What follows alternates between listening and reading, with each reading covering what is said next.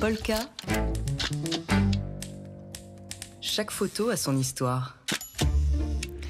Dimitri Beck, directeur de la photo et rédacteur en chef de Polka Magazine, vous avez choisi de revenir sur la guerre en Ukraine. Cela fait 3 ans que l'armée de Poutine a envahi l'Ukraine voisine et malgré les dernières gesticulations politiciennes à la Maison-Blanche, la guerre continue.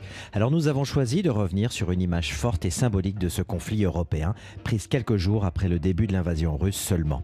Celle d'un homme de dos chaudement habillé avec un bonnet sur le quai de la gare de Kiev. Ce jour-là, au bout du quai, devant le dernier wagon de la compagnie nationale ukrainienne de couleur bleue traversée par une bande jaune, un train en partance pour la Pologne, un père adresse un au revoir en forme d'adieu à sa famille installée dans le wagon.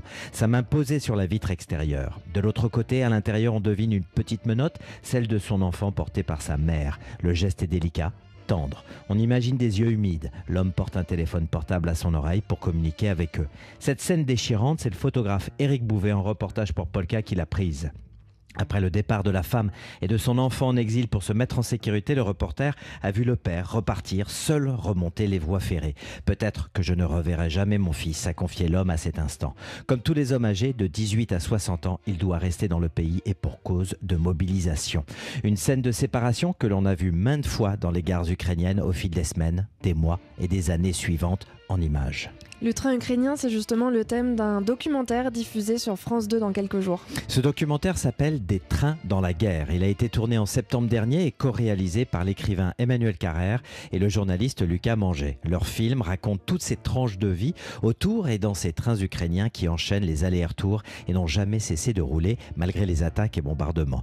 Ce documentaire qui fait le récit au plus près des Ukrainiens raconte leur intimité dans un espace où ils se sentent en sécurité, en confiance, au calme, le temps du voyage. Dans ce cadre, la parole de femmes, de mères, de sœurs, d'amoureuses se libère. Des civils retrouvent leurs proches, des soldats rejoignent les combats.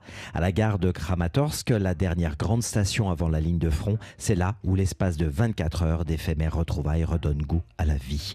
La peur, les doutes, la résistance, l'amour et la force incroyable d'une nation qui a peur d'être engloutie, c'est ainsi que les réalisateurs résument leur film. Le documentaire des trains dans la guerre est à voir sur France 2 le 4 mars sur soirée et en replay sur la plateforme France TV. Une chronique à réécouter en podcast sur le site de Polka Magazine. Polka. Chaque photo a son histoire.